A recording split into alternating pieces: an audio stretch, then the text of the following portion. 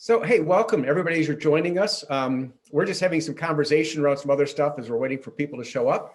But if it's your first time here, I'm Larry Dornbos. I'm Director of Vibrant Congregations, which is a joint effort of the Reformed Church in America and the Christian Reformed Church to help churches take fresh steps in ministry and mission. And we create these Church Now conversations to ask the question, what are the important things right now that people are kind of have a view, an overview of what's going on in the church? What things are they thinking about? And we're joining together with Vibrant Congregations, with Resonate Global Mission, with Center for Church Renewal, Classis Holland, Luminex, Pillar Church, the Healthy Church Discernment Process of the CRC, to do these together. And a couple of quick housekeeping details. If you would be willing to keep yourself mute, that would be marvelous. We are going to have a time for Q&A with Dr. Ra. And I've just spent 6 months with him in a cohort, and he loves questions. So don't be fearful of putting your questions in the chat and asking those questions. He's pretty much up for anything, as I've discovered over these last few months. So don't be shy about throwing questions in there, wonderings. And with that, let me just introduce Dr. Ra a moment. Dr. Ra is the Milton B. Engelbretson Professor of Church Growth and Evangelism at North Park Theological Seminary. He's author of Prophetic Lament, which we'll be hearing about today as we look at the Book of Lamentations. The Next Evangelicalism, which is a really intriguing book about what we should think about as the church is changing, particularly as we're changing in the United States around different ethnicities and how those ethnicities are reshaping the church. Many Colors, another book that follows it up. Return to Justice, and Unsettling Truths, which if you haven't had a chance to read Unsettling Truths, it's unsettling. You really should pick it up. It looks back at the history of the United States and talks about how we have shaped and understood our history and how we need to think that through in order to have a common story to move forward. So lots of good stuff out there, and we're looking very much forward to hearing from Dr. Ra today. So let's pray, and when I'm done praying, we'll turn it over to Dr. Ra, and we'll hear from him. Let's pray together. Father God, thank you for this day. Thank you for people who can stimulate our imaginations, pull us into mission, help us to think differently. We pray you will bless Dr. Ra as he gives his presentation today. Lord, may that presentation bring glory to you and help build up your church. We pray this in the name of Jesus. Amen. And Dr. Ra, I'll pass it to you. Thank you. Good morning, everyone. Glad to be with you today and thankful for the opportunity to share with you. I'm just going to share for a few minutes on what it means to be a pastor in these type of situations that we find ourselves in. I'm going to be drawing from my book on lament. Lamentation is called Prophetic Lament, and the subtitle is, oh my goodness, I forgot the subtitle. It's here somewhere. A Call for Justice During Troubled Times. So I think the reality of troubled times or difficult situations that we are in right now is pretty self-evident. We are living in a time period that, you hear this all the time. This is unprecedented. We've never been through a situation like this before. And the way I've oftentimes described this is that every century, over 100-year period, you have these kind of crisis moments, and they happen every decade or so. So, for example, there was a pandemic in the 1910s, 100 years ago. There was a massive economic downturn in the 1930s. There was very significant civil and racial unrest in the 1960s. There was a whole bunch of conflicts over a course of a century, and they dominate a decade, and then the next decade there's another crisis. This is the first time that I know in human history where these once in a century type crises all happen in 1 year, right? You have a pandemic, you have a massive economic downturn, which I don't think we've felt what that's going to be like yet, because we're still in the middle of a pandemic. But if I'm seeing economics tied to local, especially small businesses, we're in some major trouble. because I'm walking down the street of my city here, and all my favorite restaurants have closed and they're not reopening. I'm seeing, you know, the building after building emptied out. I don't know how that's coming back anytime soon. So we're, you know, that's something we haven't even talked about because we're in the midst of a pandemic. Um, and then, of course, the civil unrest that we experience as a nation, in light of particularly George Floyd's murder in Minnesota. Those are things that we have to deal with all in the span of 1 year. And I didn't even talk about the election and the civil unrest there, and the constitutional crisis we might be going into as these cases get to the Supreme Court and they're being tried in the. I mean, this is maybe the craziest year in my lifetime for sure. So how are we dealing with this now? You know, I'll be very personal about this. I've kind of, the way I've described it to people is that I have felt both hollowed out and rubbed down, and rubbed down to a nub. And the image that I've been using is like all the strength I might have had internally inside me. Like it's like someone took a massive ice cream scooper and just scooped all that strength out of me and just hollowed me out, because my spiritual energy is being drained. And so it's like someone coming in, scooping out all my strength, all my resolve, all my hope, all of that getting scooped out. At the same time, I'm still trying to give, I'm still trying to pour out. But in the process of doing that, I'm getting worn down. So the image that I use is of a pencil eraser. Now, you know, this is a generational thing. If you're under 30, you probably don't want to know what a pencil eraser is. But back in the day, when you used to use pencils, they used to have erasers at the end of them. And so if you remember, when you use an eraser quite frequently, it wears down until all you have left is that metal rim around that eraser. And when you try to erase, you actually end up ripping the paper. That's the other part of how I feel. So I don't know, maybe you all are doing wonderfully and everything's perfect. God bless you. Because I don't know how the rest of us feel about that. But I know that I have literally felt like someone took an ice cream scooper and just scooped out the strength in me. And I just feel rubbed to down to such a point that I'm down to a nub. And I'm actually maybe starting to rip up paper rather than actually do good work. So again, maybe it's just me, or maybe it's at the end of the worst year in human history. We might be feeling this way. So what do we do? Where do we go? Because I don't think our call to ministry has been revoked because we feel this way. That's just kind of a personal conviction. How we feel or our experiences don't necessarily take away our call to be ministers of the gospel, to care for those that are without. I mean, that's a calling, and our feelings don't necessarily match up to our calling all the time. And I think many of us might feel that we're called to this. This is what God has called me to do: to be a prophet, a priest, a servant, a minister, a preacher. But maybe our capacity is not quite at the moment that we feel up to that call. So I want to take a look at the book of Lamentations, which I think is probably an appropriate response to our social reality, our current reality. So I'll put it in these terms. I'm going to define lament up front, and then we're going to try to unpack it a little bit as we go along the way. Lament is the appropriate ecclesial, liturgical, personal, spiritual response to the reality of pain and suffering that is in our world.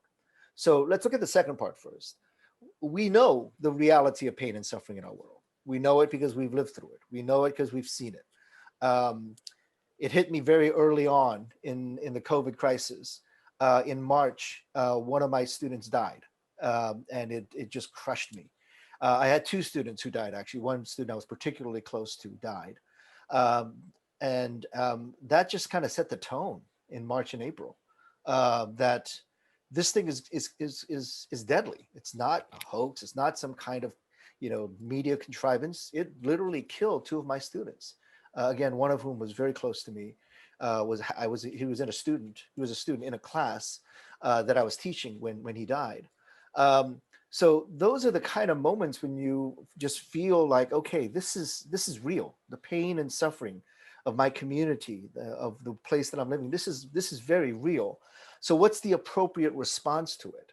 And that's why I'm saying lament is the appropriate ecclesial, liturgical, spiritual response to the reality of pain and suffering that is in the world. So let's take a quick look at the book of Lamentations and see how Lamentations might give to us, Jeremiah and Lamentations, two books together, give to us some ways of looking at ministry in our current context of suffering and pain.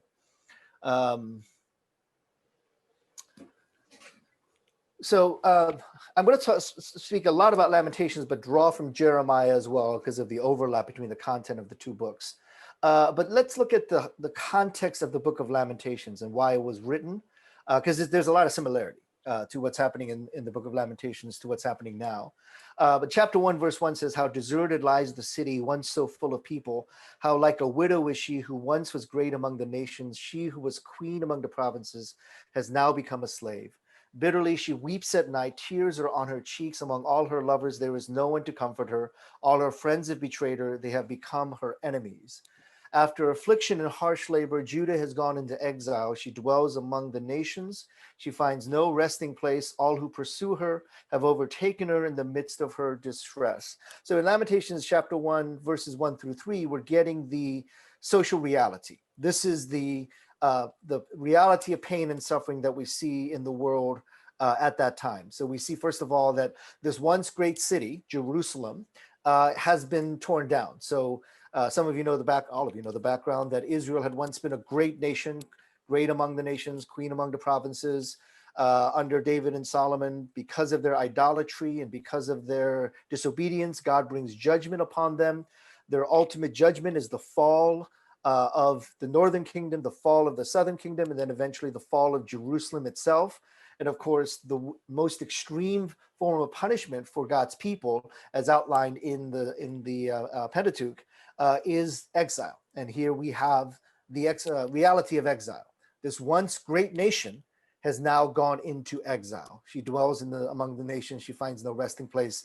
This is a devastating moment in Israel's history. In fact, I would say that this is probably the worst moment in the history of God's people in the Old Testament. I'm not sure you're going to get much lower than where they are right now. I mean, there's other places as well, but this is pretty bad. In fact, exile, as you know, in the Old Testament is oftentimes portrayed as the most extreme and the harshest punishment that God could give to his people. And so that's happened. So, we can see some of the parallels. I'm not saying that we're at the exact same place, but we know what it feels like to lose everything. We know what it feels like to have devastation. We know what it feels like to feel like everything is falling apart. And that's the reality in Lamentations. That's the reality that many of us might be facing in 2020. Now, in the context of Lamentations, then, there are three potential responses to the exile. There's more, but I want to key on these three main ways that the church or God's people could respond to the exile. One is to run away and hide and say, well, we lost, it's over, so let's just give up and just kind of hide out. The second is to not only give up, but to give in to those that have conquered you and say, well, the Babylonians beat us, we might as well give in to the Babylonians. And the third option, which I want to focus on, I'm going to focus on the first and the third, is to lament, which is actually an acceptance of Yahweh's sovereignty and righteous judgment. And then where do we go from there, from lament? But let's focus on the first one and the third one. But let's talk about this first one. The temptation to run away and hide when difficult circumstances arise. And the prophet Jeremiah, Yahweh speaks through the prophet Jeremiah, and he writes a letter to the exiles, and he tells them that's not something you're allowed to do. This is what the Lord Almighty, the God of Israel, says to those I carried into exile from Jerusalem to Babylon. Build houses, settle down, plant gardens, eat what they produce, etc., marry and have children, give those children away to marriage, and they have children, increase in number there, do not decrease. Verse 7 is familiar to many of us. Also seek the peace and prosperity of the city into which I have carried you into exile. So again, the reality of exile, they're in Babylon, and their temptation is to run away and hide, give up, and says, well, we're not really God's people anymore. Let's not work so hard. But Yahweh, through Jeremiah, writes them and says, no, you are to seek the peace, which is the Hebrew word, as you know, shalom, and prosperity of the city to which I have carried you. Now, you will know that the word shalom, and whenever the phrase seek the shalom is associated with the city, 99.9% of the time, the city that it's associated with is Jerusalem, which makes sense.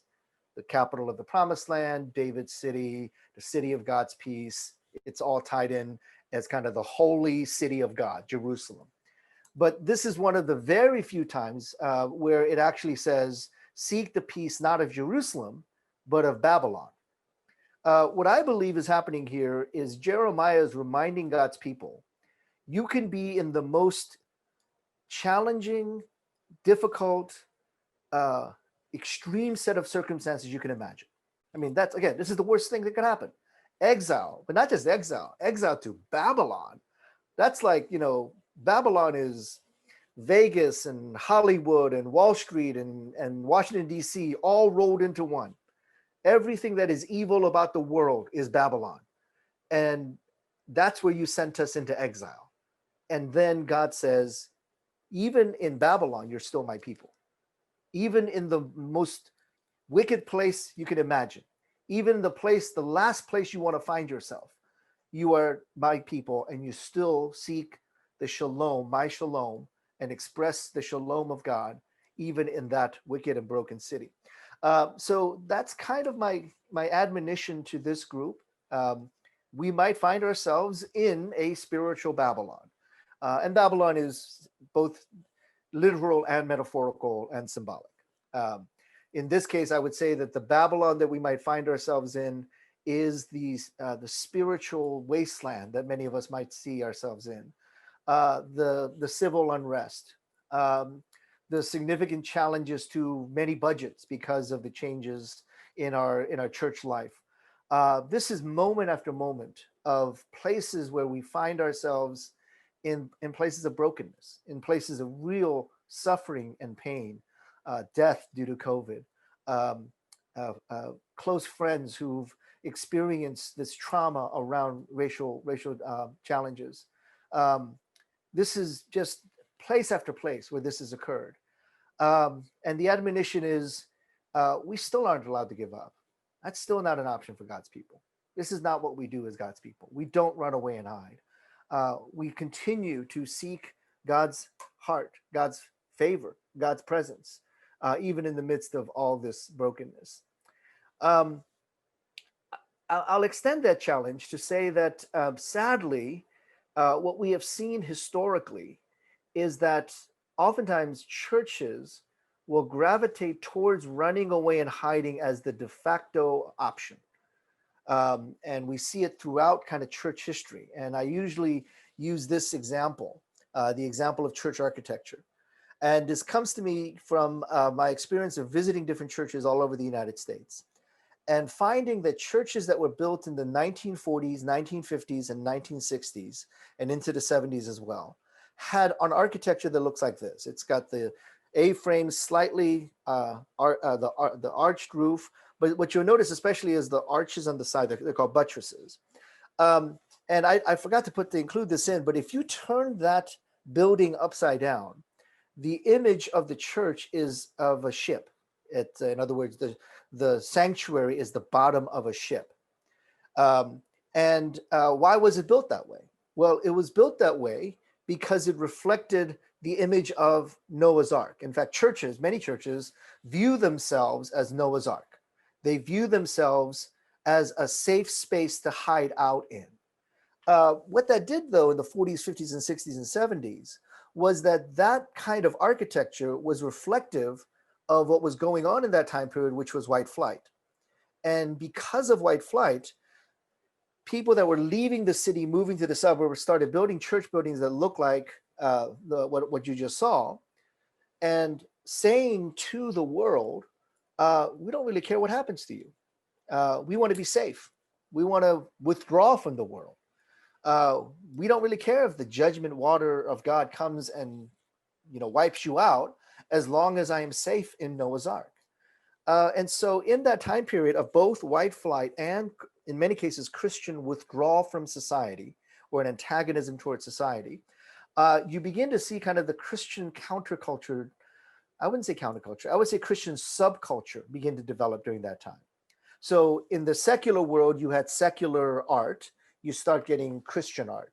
You have secular schools. You start doing Christian schools. You have secular literature. You have Christian literature. You have secular music. You have really not very good Christian music. So everything that's kind of out there in the world, you develop a Christian version of it in the ark. This is the opposite of Jeremiah chapter 29, verse 4. This is the church running away and hiding out in an ark while the world is destroyed by the flood waters of God. And so what we're doing at that point is running away and hiding when that is not the moment to do so. And I would say this is a very similar scenario. We can run away and hide, or we can say, what is God's will in the midst of all this trouble? I was saying this a little bit earlier, and I haven't really fleshed this out, but I've been thinking about this because I'm an evangelism professor, and I'm always looking for ways to communicate the gospel, and very similar to what St. Francis said, not just in words, but in any other way I can. I want to communicate the gospel. I really feel like when we look back, we're going to look at 2020 as maybe the biggest fumble in evangelistic possibility. That, one, we already knew the church was in decline. Most statistics were pointing towards that. It's not just that the church was in decline, it's also that the reputation of the church was being more and more diminished. And so 2020 actually gave us an opportunity in the midst of all the troubles that are happening to present the presence of God in the midst of that. And I feel like we fumbled the ball. The way I think about this, please don't take this the wrong way. I'm not being partisan or political. I'm just seeing a missed opportunity for the gospel. If we had taken all the energy and resources that we are putting now to try to reinstate our traditional services, and we're trying to do it by lawsuits, and we're trying to do it by other methods of like, okay, we now have to buy a whole new sound system because we have to do our services outside, or we have to, increase our parking lot size so that we can get more cars in the parking lot. I'm not saying those things are bad. I'm saying that was a lot of energy and resources to reinstate a method of worship that is the traditional form of what Sunday worship looked like in the midst of a pandemic. When people are extraordinarily lonely, extraordinarily socially isolated, and are really looking for community. Now, they can't do it in person, so they're not going to come to your Sunday service, but they weren't coming to your Sunday service anyway. I mean, let's be blunt. They weren't coming to your Sunday service anyway, but they are extraordinarily open about meeting new people, extraordinarily open about finding new ways of doing community.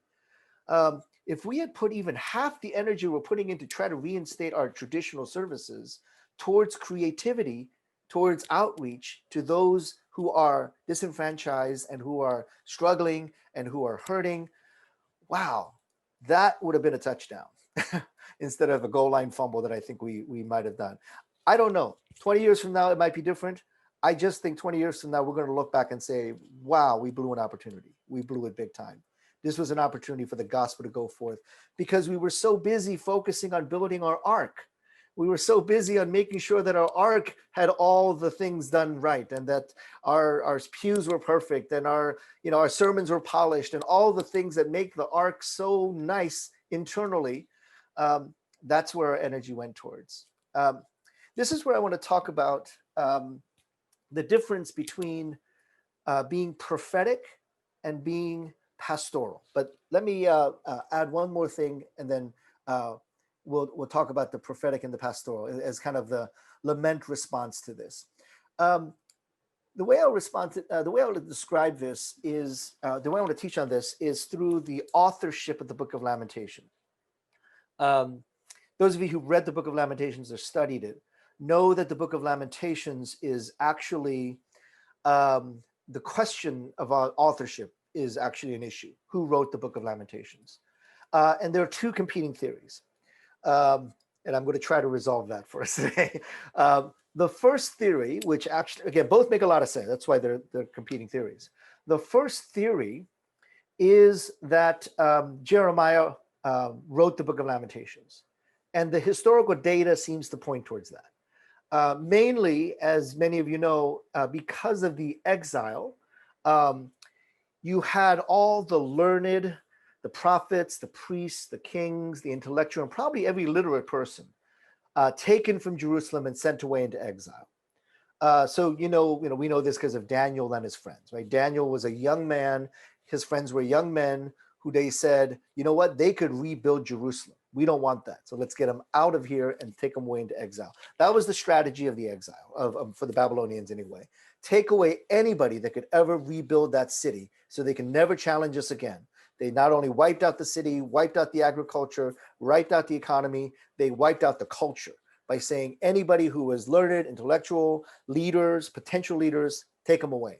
So the reality was that there might not have been a single literate person left behind in Jerusalem. That's a possibility. Except we do know there was one literate person that was historically, we know for sure, was left behind. And that was the prophet Jeremiah. The story behind it, of course, is that if you read through the book of Jeremiah, Jeremiah's prophetic pronouncements says, the Babylonians are the righteous judgment of God, Jerusalem given to Babylon. And because of that, the Babylonians thought, oh, Jeremiah's on our side, so we'll let him stay behind. So we do know as a historical fact, Jeremiah might have been the only literate person that stayed behind in the city of Jerusalem.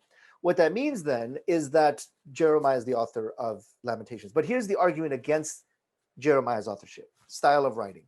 We know what Jeremiah writes like. We have a book with his name on it. So we know that that's how he writes. In the book of Jeremiah, he writes in a particular style. He writes in a particular way. And Lamentations, which was clearly written by a literate person, there's some literary aspects of Lamentations, such as there's a lot of literary aspects of Lamentations show this is a literate person that put this book together. But if you look at the style of Lamentations and the style of Jeremiah, they are just completely different books. The description that I often use, it's Shakespeare and Kendrick Lamar. Now, I don't know about this audience. Is this a Kendrick Lamar audience? Shakespeare and Bob Dylan. Does that work better? Shakespeare and Garth Brooks. I'm just trying to fit my culture here. But Shakespeare and Kendrick Lamar, they're both great writers. They're probably not the same person. Can we agree to that? Shakespeare's style of writing and Kendrick Lamar's style of writing are just too different to say this is the same guy. I mean, only one of them has a Pulitzer, by the way. It's not Shakespeare. But both are great writers, different styles. And it's kind of like what you're seeing with Jeremiah Lamentations. Two literary works, but very different styles of writing. No way, same author. So what's happening here?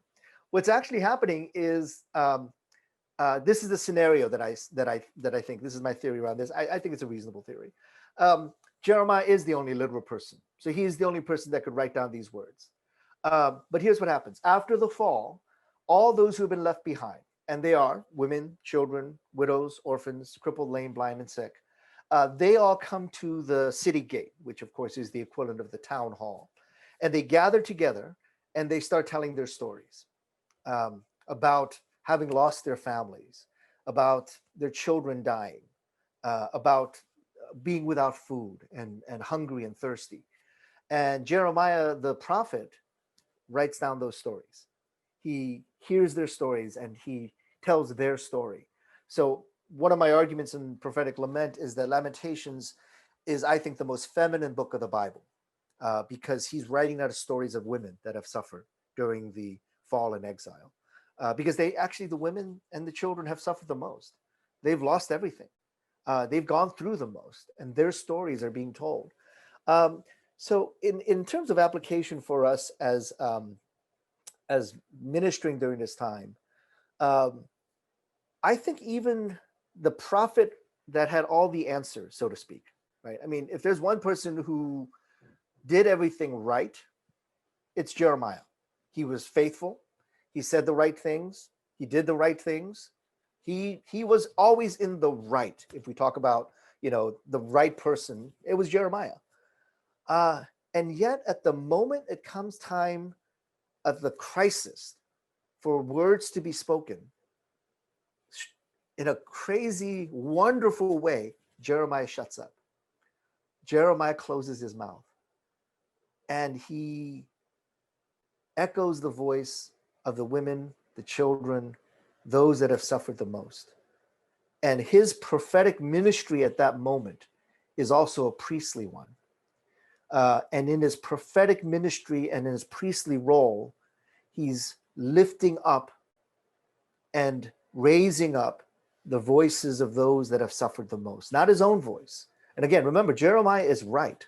Jeremiah is, this is when he should take a victory lap. I told you, I knew I was right all along. But he shuts his mouth and he allows those that have been broken and hurt in the most pain, their voices to rise up. Wouldn't that be a moment in American evangelical history? That 2020 was characterized not by the evangelical voices trying to scream loudly and gain favor and make some noise, but this is the year that American evangelicals shut up and listened to the poor, listened to the disenfranchised, spoke on their behalf, listened to the silenced voices and spoke on their behalf. Wouldn't that be an incredible prophetic and pastoral moment?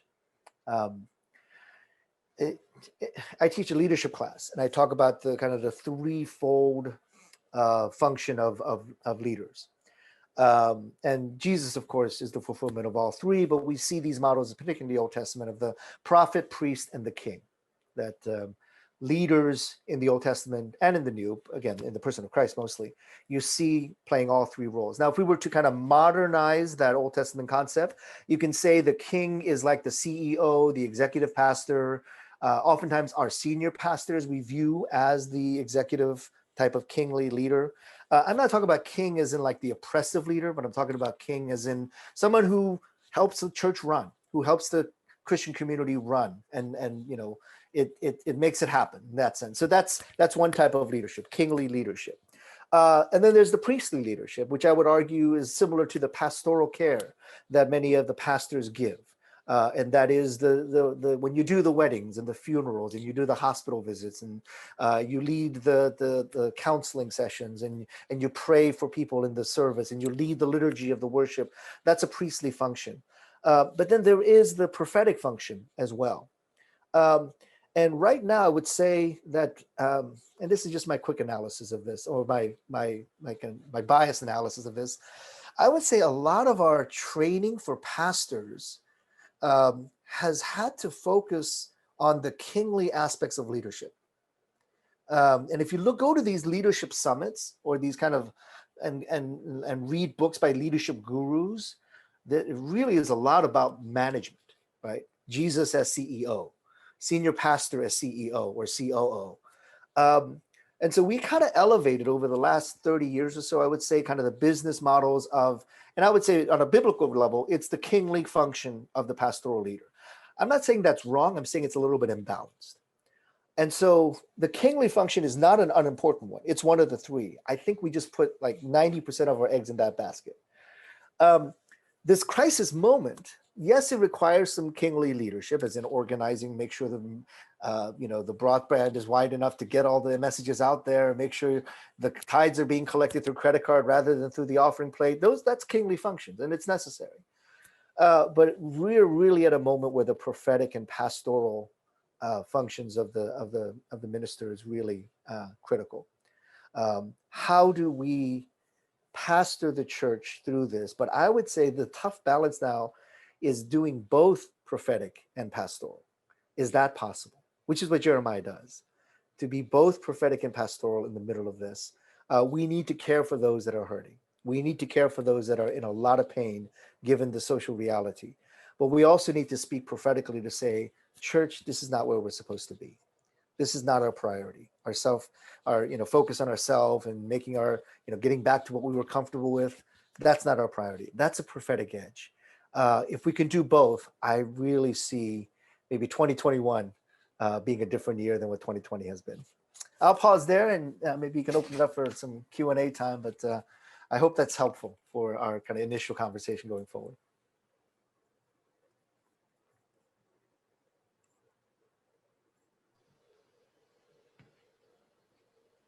So I posted a couple of questions, but first of all, just how do we shape a people to live out this shalom in the midst of the four things you mentioned: civil unrest, COVID, political, economic stuff going on? It feels like we have not, and this probably leads to the next piece as well you just talked about, but it feels like we've not shaped a people who are ready for the crisis. Yeah, yeah, and that is a discipleship issue. Um, I use this illustration quite often. My son and I love movies. And so, we love to watch good, he's an art house movie guy. So we watch like these art house movies. And one of the things we like is good acting performances. And some of you know that good actors, the best actors use something called method acting. De Niro and Daniel Day-Lewis use called method acting.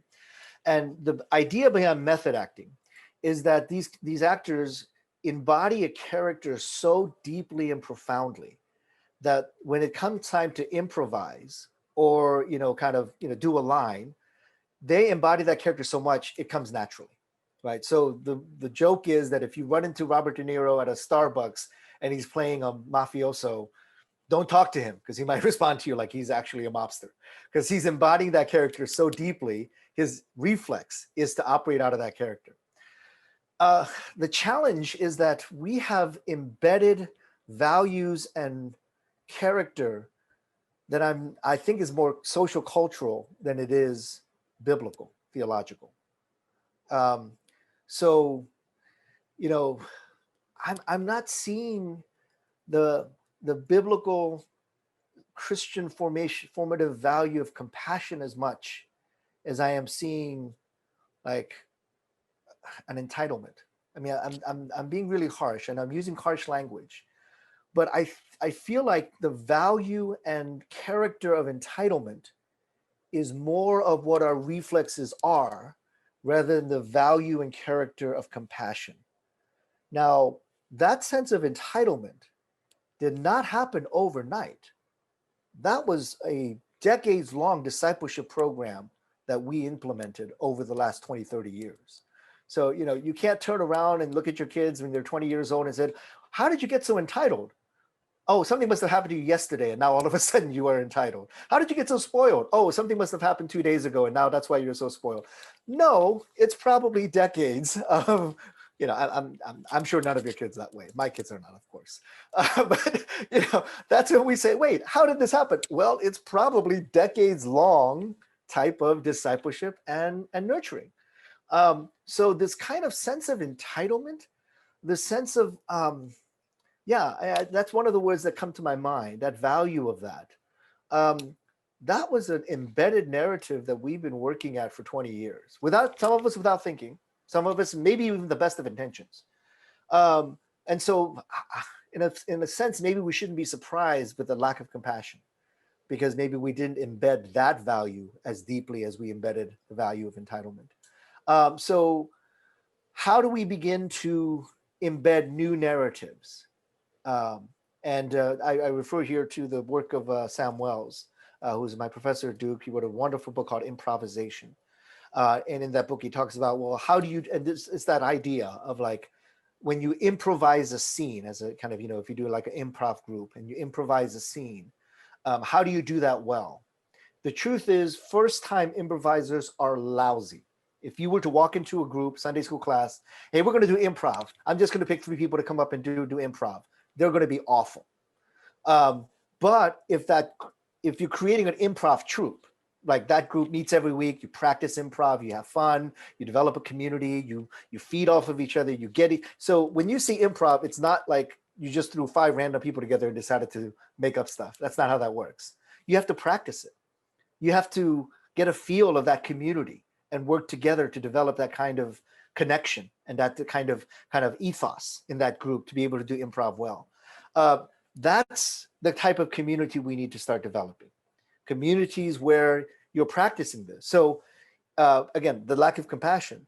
What do we do to practice compassion in the church so that that narrative gets embedded in? Not a one-shot deal, because then you're giving another message. Once a year, we have a day of compassion. So you can either write a check or you can go and serve at a soup kitchen. Congratulations, you are now a compassionate person. That's not how that works.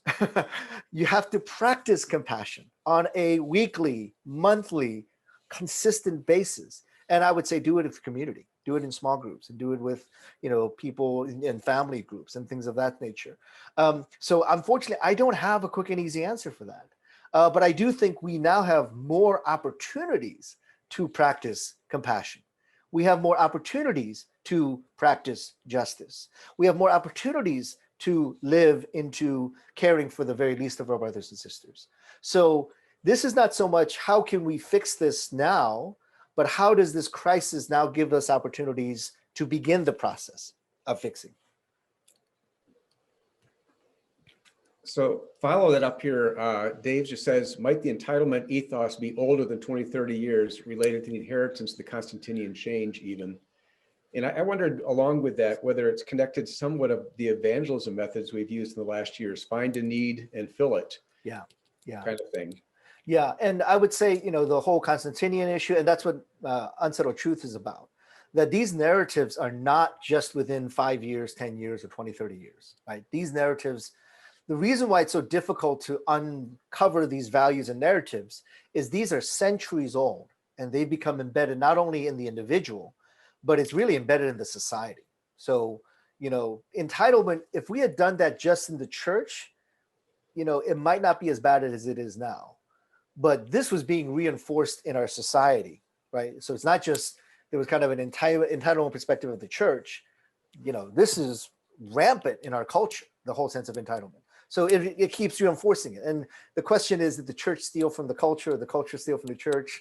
That's a different conversation. But I mean, there was obviously a symbiotic relationship there where, the culture is operating in this way, the church either adapts to it or contributes to it, and it creates this narrative that keeps, reinforcing itself. So yes, it goes back. Constantine, when I talk about things around race issues, this is not just something that came up in 1960 or even with the advent of slavery. This goes back to the doctrine of discovery. This goes back, if you look at Gay Byron's work, to early first century.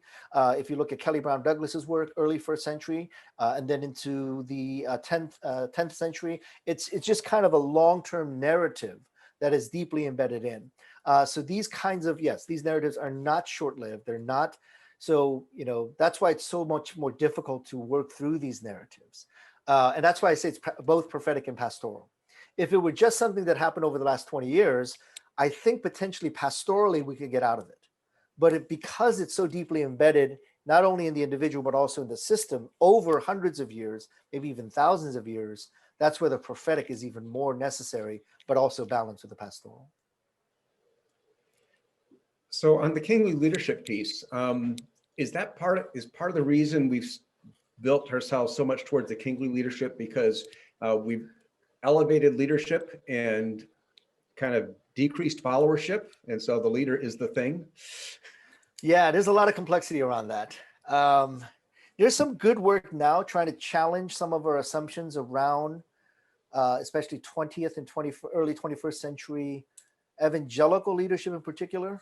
And some of it is just the breakdown, right? I mean,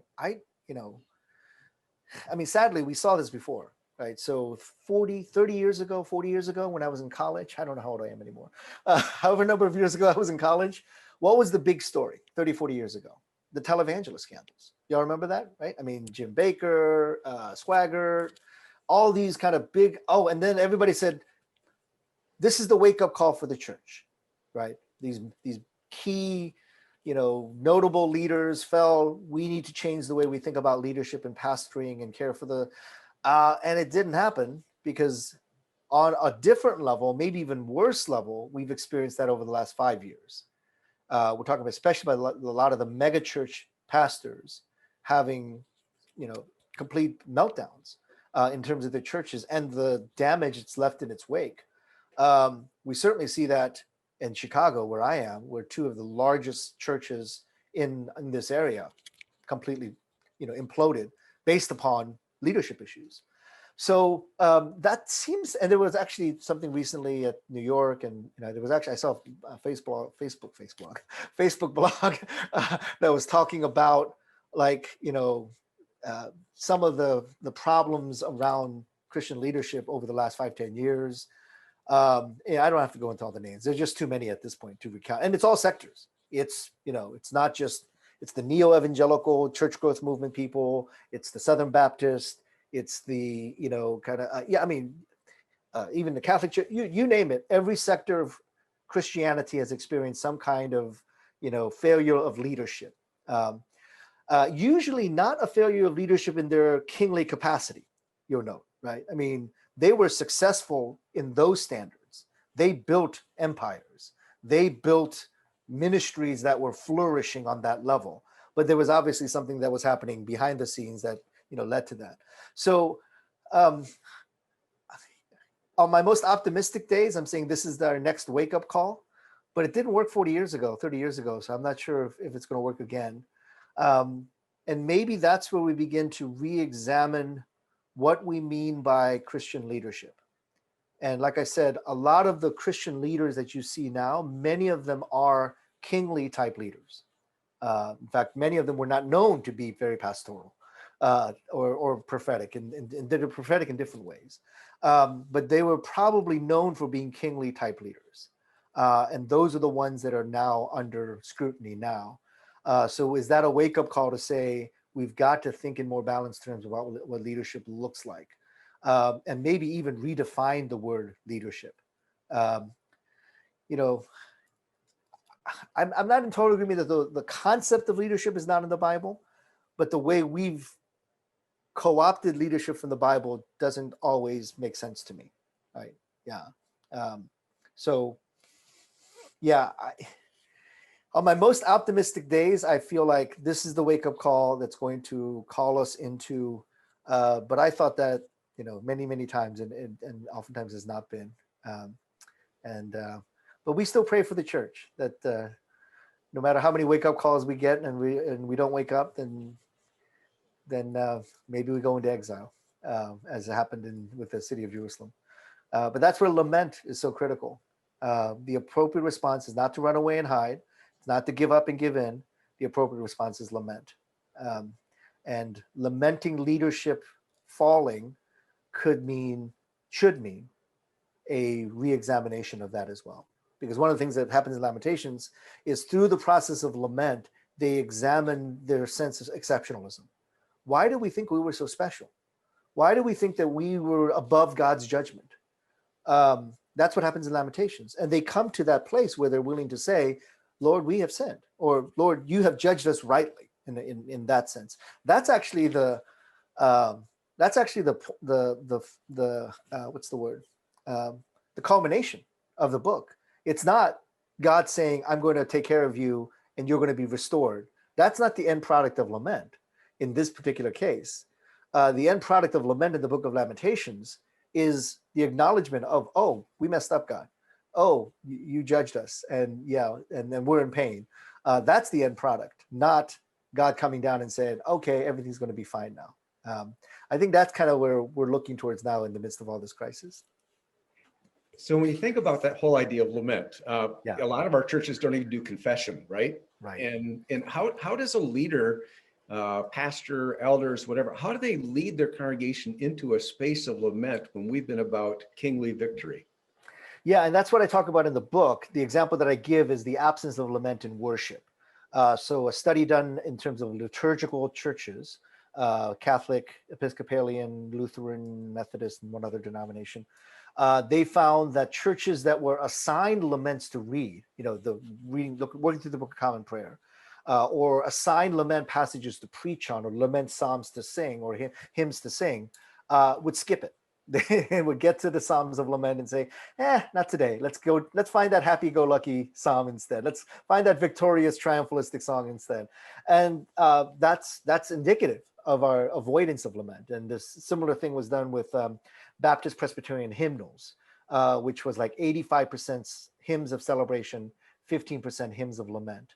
I mentioned that in the Bible, in the Old Testament, the Psalms, it's like 60-40, 60% Psalms of celebration, 40% Psalms of lament, but the underrepresentation in our hymnals. And my joke, of course, is when I studied CCLI, contemporary worship. It's just that's just embarrassing. When you look at contemporary Christian worship song, that's like, the floor just keeps dropping at that point. But the idea is that we have not practiced this. Again, going back to the improvisation model, it's not in our vocabulary, ethos, values. So our instincts don't go in this direction. So how do you begin to bring this and begin to practice it so that it becomes a part of the instinct and reflex? So what I usually say is very similar to what I've said with others. You can't do that by just having a random service of lament and that's going to be done with. You've got to bring lament as an ongoing spiritual practice. So, I joke about, and not joke, this is actually true, but the first sermon series that I gave at my church plant in 1996 was a sermon series on Lamentations. Now, as a church planting professor, I would say, don't do that. What are you doing? Come on. You want people to come to church, not people to go away depressed every Sunday. But I was trying to set a tone. We're doing urban ministry, and this is life in the city. And so lamentation is an important part of, so you're setting a tone. You're setting practices in place. So even if you do a sermon series on Lamentations by buying my book and preaching through that, let's get an amen on that. There are other places where you can do that as well. Lament in the congregational prayer time. Lament in the announcements. Is that possible? Yes, it is. Lament through worship. Lament through closing prayer. This is a pet peeve of mine. Just the one thing, if you can do one thing differently, please do not close your Good Friday service with a happy, joyful, celebratory hymn. That just completely undermines the theological power of Good Friday. This is just a personal, pet peeve of mine. I go to a Good Friday service, you preach Jesus Christ and him crucified. And then at the end of it, you have, yes, Lord, yes, Lord, yes, Lord. No, Lord, no, that's not the moment you're supposed to do that. Just wait 3 lousy days, and just wait till Sunday. It's only a few days away. Then you can do the yes, Lords. But that's, again, our practices. What are we demonstrating week in and week out, yearly in and year out, of how important lament is? Is it a once in a lifetime practice? Is it a once a year practice? Or is it evident in the church consistently? And that includes confession as part of that as well. It's found in the rhythms and the practice of the church so that it becomes embedded as a value system. So we talk about exile, but there's also that space in obviously the book of Exodus and so on, where people are in the wilderness. Yeah. How do you discern the difference between wilderness people and exile people, and how do you respond differently to each of those?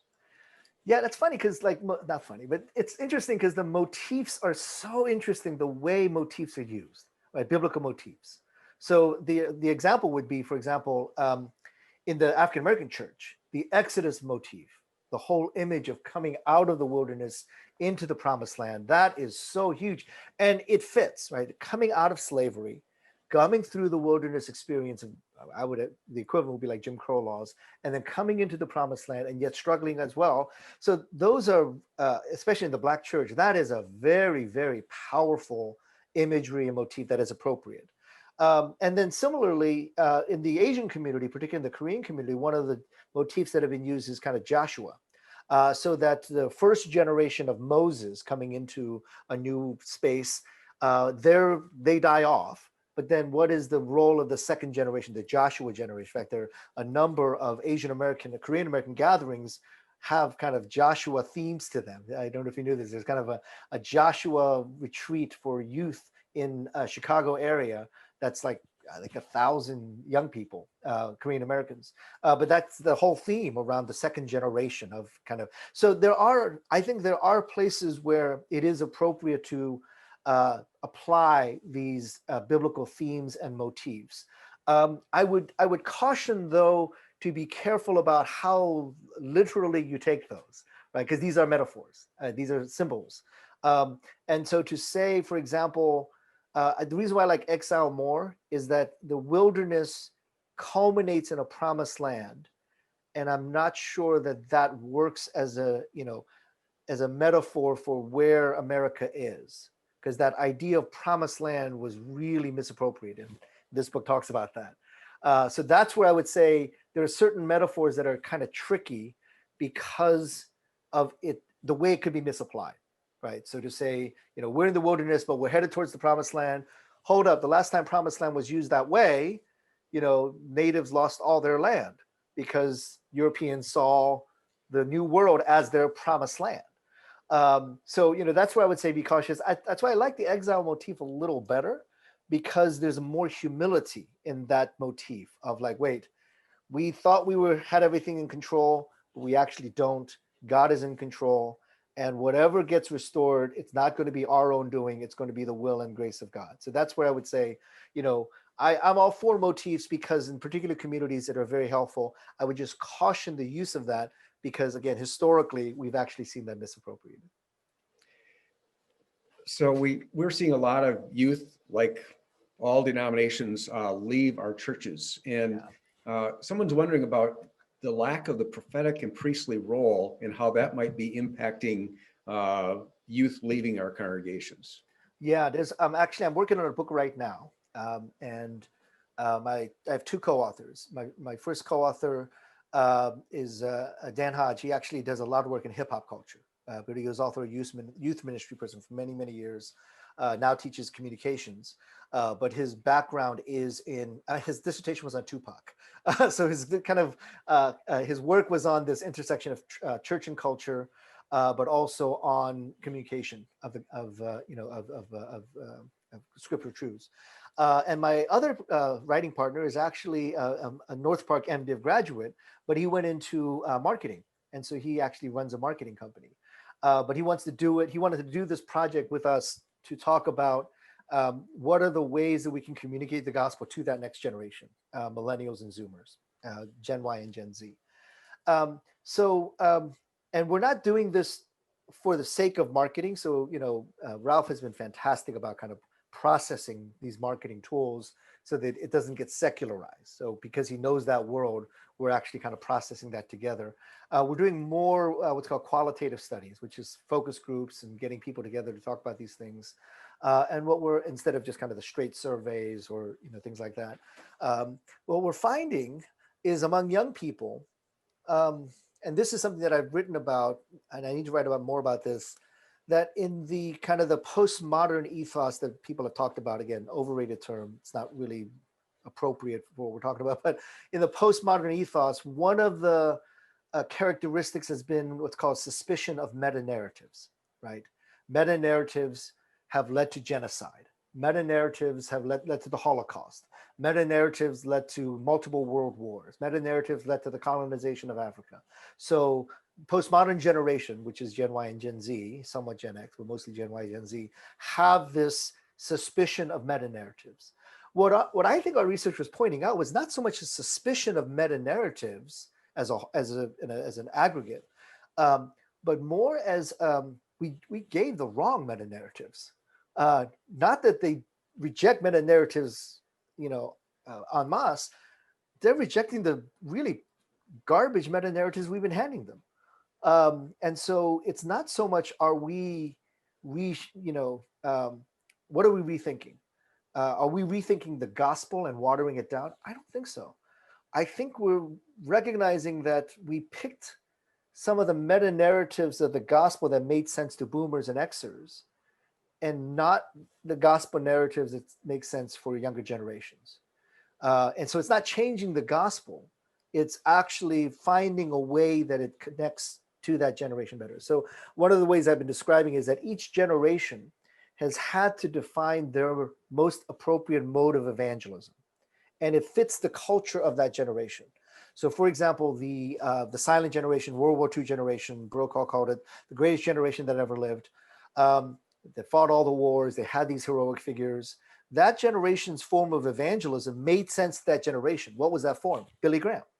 You had a heroic individual who could represent all the good values of that system, Christianity, evangelicalism, presented in his person, and thousands of people could come to Christ because of this one heroic, and rightly so, and an individual with great integrity. But that's the generation that looked towards FDR and Winston Churchill and saw General MacArthur, saw these heroic individuals. Even just to think about the way FDR, who was in a wheelchair, was never portrayed that way. So to have a heroic individual kind of change and fix the world, That narrative works for the boomers and for for the World War II generation. But the boomers, what's the most formative event for the boomers? What's the one event that all boomers remember?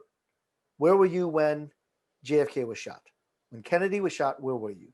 So symbolically for the boomers, that's the end of the heroic individual, literally killing the heroic individual. Not just JFK, but RFK. Not just RFK, but Martin Luther King Jr. and Malcolm X. The heroic individuals were literally assassinated in front of us.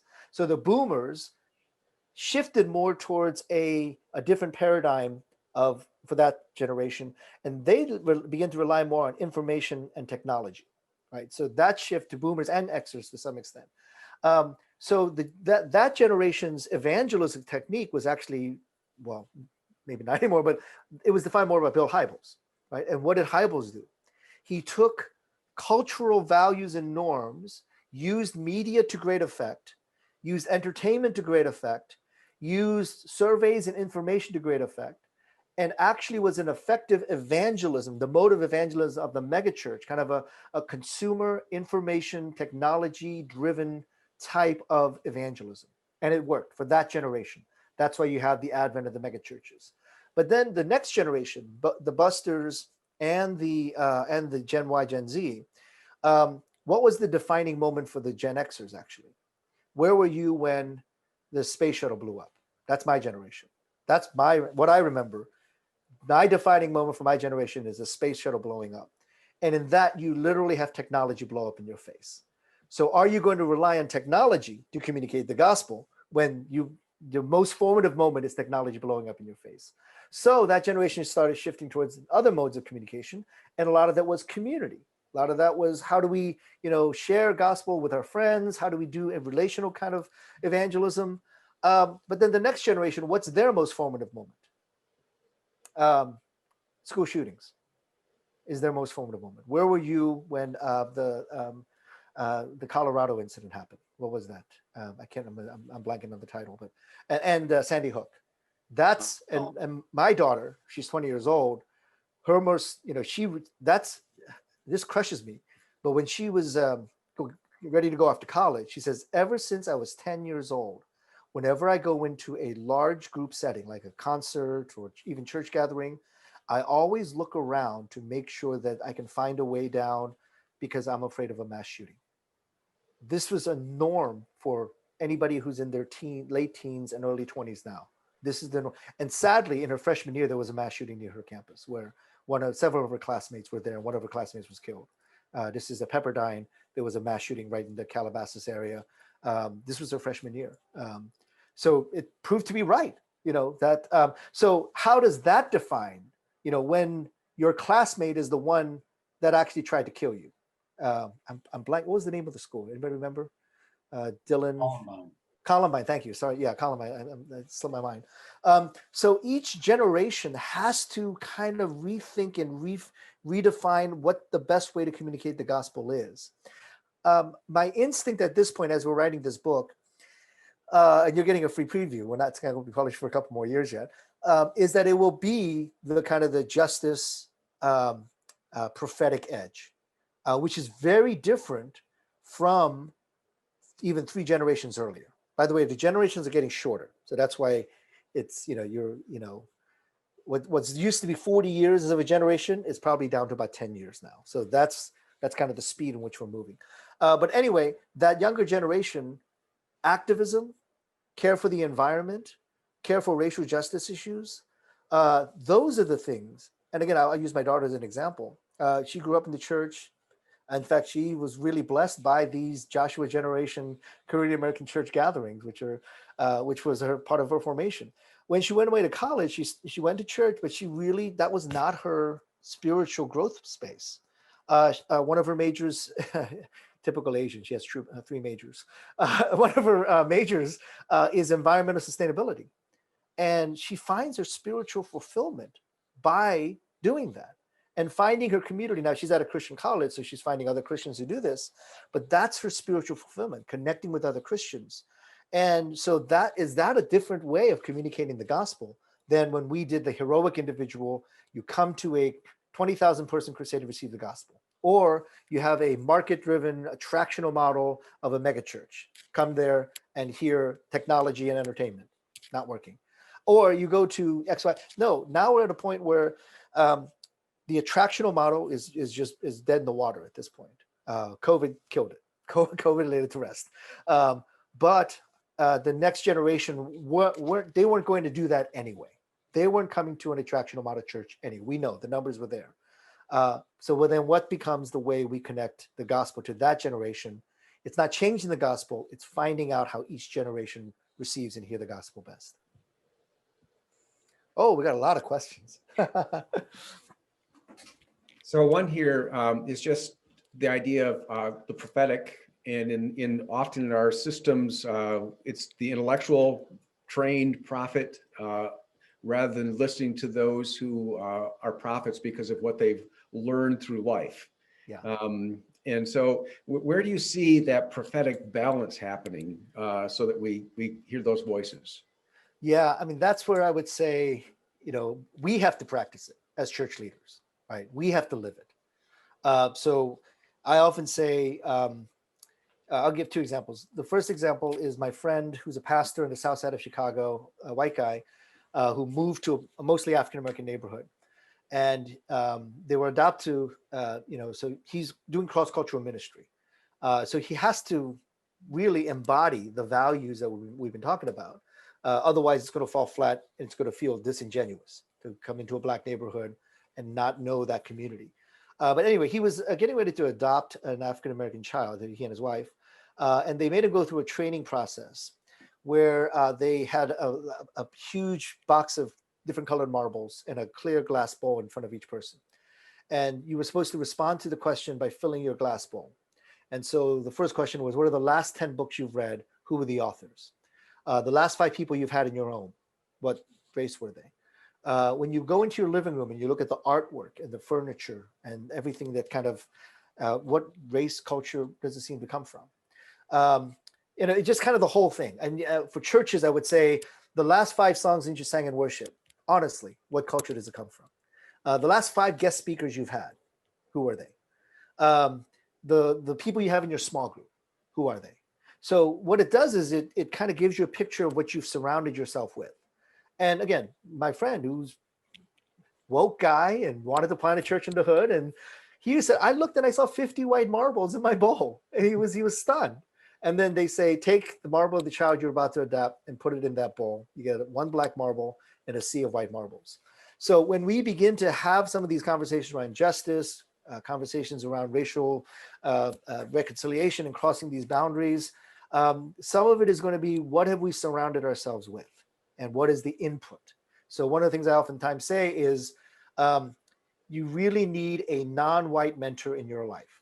So what I've noticed is that as a person of color, I've had probably 20, 30, maybe even 50 people in authority over me, both spiritual and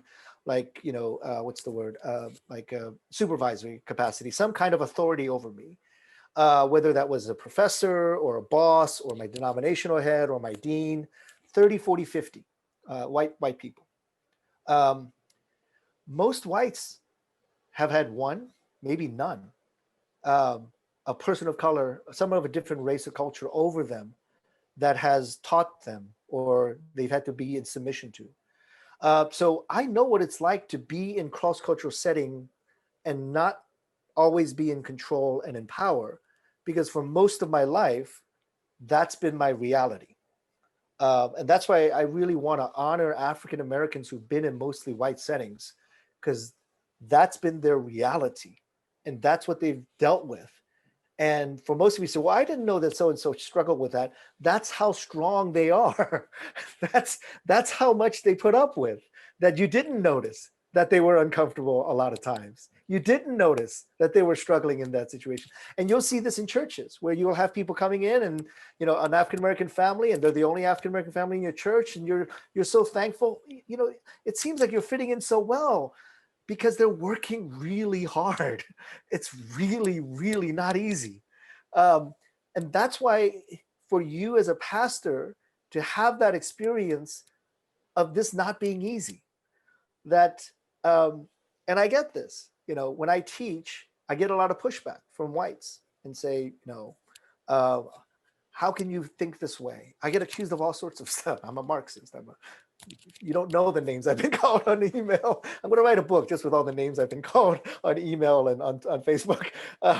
But I can kind of tolerate that to some extent. After a while, it gets, okay, I'm done. I can tolerate that because I know what it's like to be in a place of submission to someone that is different and to kind of struggle with that. And, that's where now on the other side of it, I have a little more empathy to someone who's struggling with cross-cultural, leadership across the cultures. So that would be my first thing to say. Are there places where you are in places where you are influenced, shaped, and transformed by people that are of a different race and culture? Not, the one black friend that we did that's been done, not the one black friend, but are there friends, people, pastors, leaders who are actually in authority over you? Because that's a very, very different dynamic. And I'll say that in terms of the demonstration of a congregation, this is the example that I wanted to give. When my two kids were what's the word? Dedicated into church, in front of the church. Both times, Anna, my oldest, and Elijah, the youngest, was dedicated by African American pastors. And they were not pastors that I just kind of picked up off the street. Hey, you're black. Do you want to dedicate my children? No, I had a decades-long relationship with these families, so that when they came, this was a real, and what was demonstrated was literally entrusting our child into the arms of someone that is different. There really is not another level of connection. I mean, that's kind of the ultimate, isn't it? To say, I trust the future of my children into the hands of this African American couple or the couple that's different. And so, I gave dozens, maybe even hundreds of sermons on racial reconciliation. I think that moment where my congregation saw our kids in the arms of an African American couple and their spiritual authority over the children, that probably was worth more than dozens and dozens of sermons. That's where I would say we want to go towards. We're living that life in such a way that it's a natural part of our church life. It comes out in our church life. Got a bunch more questions, but time for one more. Right. And I think it's just a good one. And somebody just asked, how do we make sure that we don't go back to what we were before COVID? How do we use this actually as a moment of leveraging a forward move? Yeah, and I would say lament as a spiritual practice, but just general spiritual practice as a whole. The thing about practice is that, if it's really God endorsed or God influenced, practices don't have to become like violin when you're 10 years old or piano when you're 10 years old, right? I have to practice. You're forced to practice. And then you end up either hating it or loving it, either way. But that's not what I want with lament, right? You force people to practice it. Half the people say, I hate it. I want to walk away. But the more you introduce these kinds of practices and these kinds of values, the possibility is that people will say, hey, why didn't we do this week? So this is the opportunity. Any kind of crisis is an opportunity to introduce some of these elements of church life that we've neglected, not because they're bad, because we just neglected them. I'm not asking you to do pagan rituals. I'm asking you to just do what the Bible calls us to do, lament in the Bible. If you begin to introduce these practices and you begin to see the fruit of those practices, you begin to see the spiritual benefit of these practices, then people are going to say, hey, why aren't we doing that anymore? What happened to that time of prayer where we had kind of silent confession, and then we lamented that, and then you led a lament prayer, lament psalm? Why don't we do that anymore? That was really powerful. Those are the things we want to start. And again, I trust the creativity. You all are creative people. That's why you're in pastoral ministry. Trust the creativity to say, what are the practices I can begin to introduce where giving them a taste of something good will actually want them having more. And I've used this in my coaching class about, because usually when I have my coaching class, my dog is yapping up a storm. And so I use the illustration about my dog, which is, if my dog ever got a hold of a chicken bone, and those of you who have dogs know, you'd never give a dog a chicken bone. It's too soft, it breaks, it's too sharp, it would choke the dog. So you know that dog should not have a chicken bone. So what do you want to do? You want to get that bone away from that dog. But if you grab it and pull it out of his mouth, the dog will probably bite you because that's his food. He likes that bone. He likes the flavor. So you can't just get in there and grab it and yank it out of the dog's mouth. What do you do to get that chicken bone out of his mouth? You throw a juicy lamb chop in front. This is actually David Wilkerson's illustration from many years back. You throw a juicy lamb chop in front, and they would drop that chicken bone. You got it away, and they'll go for that lamb chop. It's time for the church to stop. I'm preaching now. It's time for the church to stop offering chicken bones and start offering lamb chops. Can I get an amen? Amen.